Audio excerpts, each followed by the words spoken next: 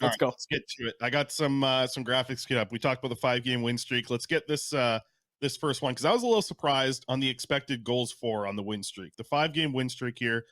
We got some stats to kind of dig into over these 5 games here. No, not yeah. Alex, come on now. 5-game win streak. There it is. See, Alex, it took him 8 minutes. He knows what he's doing. All right. Noah Juleson leading the way with a 66% expected goals for. Obviously, he's playing with Quinn Hughes. They've been good at 5-on-5. But I tell you what, you got to give credit to Noah Juleson. He's been put into a role that, listen, it's hard to say it's like an easy role, right? Because you're playing top pairing minutes at 5-on-5, but you do get to play with Quinn Hughes. So as a defenseman, you can really simplify a lot of your things with what you're doing on the ice. And Noah Juleson, I think, has done a pretty good job of that. I've seen some people get extremely hype over Noah Juleson and the way that he's playing. Obviously had that big hit the other night. Everybody kind of went a little bit nuts at that point, getting really excited about him. And it's like, yeah, he's doing what I think a lot of people who have been following Juleson for the last couple of years would kind of expect. Like, he could slide into the NHL and play.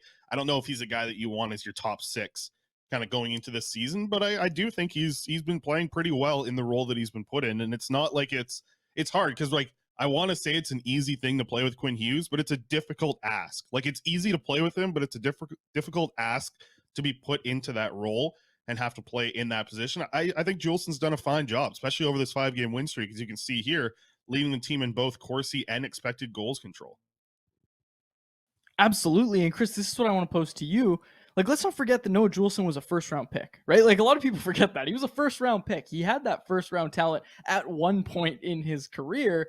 Playing with Quinn Hughes, you just said it. It makes things easier. I think that's a fair thing to say. I don't think it's easy to play in the NHL. I don't think it's easy to play the minutes that they're asking of Noah Juleson by any means. I'm not trying to diminish what he's doing, but it is easier to play with Quinn Hughes. And you look at the expected goals against of 1.8. People in the chat are seeing that and saying, what's OEL's for all of his career, especially his Canucks career? I'd be very interested to see the numbers contrasting there. But on the topic of Noah Juleson, Chris, I almost think it's like you come into the season and it's not quite the same plan that you had with Luke Schenn, where coming into the year it was, oh, maybe OEL and Hughes can play, and Hughes can play on the right side, or, Hughes can play with Myers. It ended up being Schenn, and I don't think the Canucks wanted that coming into the year, and I think you have to go into next year with that same mentality, because I look at Juleson, who's a guy, somewhat similar to Schenn, and maybe, just maybe, watching Schenn play with Hughes for all this time Juleson's had a front row seat to see it, you can say, okay, maybe I know exactly what this guy needs me to be for a partner. And if Juleson can hit as a guy who you can play on your first pair, because like let's just, for argument's sake, okay, let's say the Canucks add a NCAA free agent or whatever, okay, or let's say they don't. Let's say they don't, because I'm sure in your NCAA update you'll have something on that. But let's say they don't. Let's say it's just Philip Roenick and Quinn Hughes.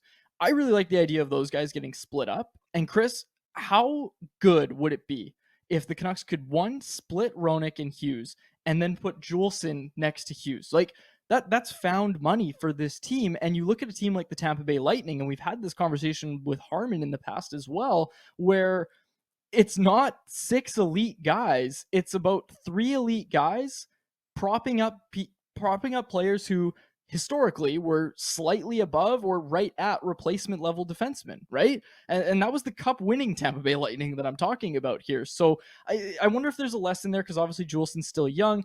Maybe there's still some growing he can do. We know a lot of his